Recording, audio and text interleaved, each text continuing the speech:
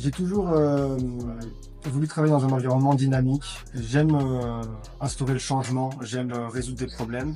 Et l'idée avec le statut de freelance, là où j'ai pu me retrouver, c'était de faire des missions différentes euh, sur les périodes de 6 mois, 1 an, dans des environnements dynamiques. Effectivement, instaurer ce changement-là et résoudre des problèmes que différents clients pouvaient avoir. J'ai commencé à m'enseigner sur le freelancing parce que je voulais pas avoir de fil à la patte et je voulais pas être attaché à un job et des tâches répétitives, voir tout le temps les mêmes personnes pendant des années. C'est pas forcément ce qui m'intéressait. Ce qui m'intéresse, c'est d'apprendre, d'acquérir de nouvelles compétences assez rapidement, de rencontrer de nouvelles personnes, de bouger aussi. Donc j'ai fait Paris, Marseille, Lyon. Euh, et donc l'idée, voilà, c'était de travailler dans des environnements dynamiques, avec des différentes personnes et intellectuellement de m'élever, de gagner en compétences euh, et de gagner en liberté tout simplement. Pour moi, le freelancing, c'est quelque chose d'assumer, c'est quelque chose que j'ai choisi. Et au-delà du freelancing, c'est le management de transition pour justement apporter une solution aux problèmes des clients.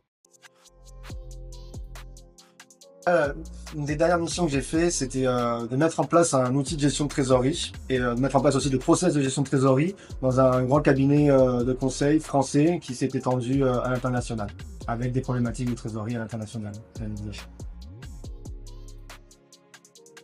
Le freelancing, ce que ça apporte, c'est vraiment une liberté de choisir nos clients, choisir nos missions. Et ça, franchement, ça n'a pas de prix. C'est vraiment ce pourquoi j'ai choisi le freelancing.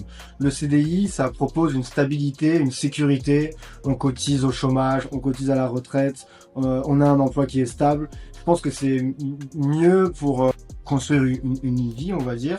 Mais le freelancing, c'est quand même vachement plus attractif, on va dire, vachement plus.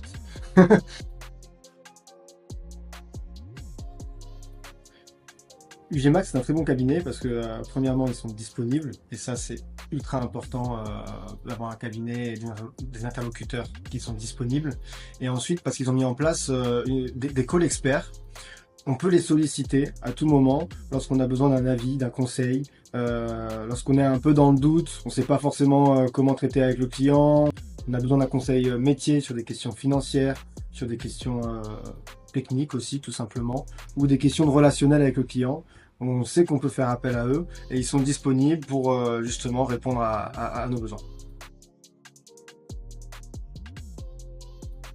Ensuite, pour l'avenir, j'espère continuer de réaliser des missions de management de transition pendant quelques années et sûrement plus tard créer ma société une fois que j'aurai acquis un seuil de compétences assez costaud pour pouvoir le faire.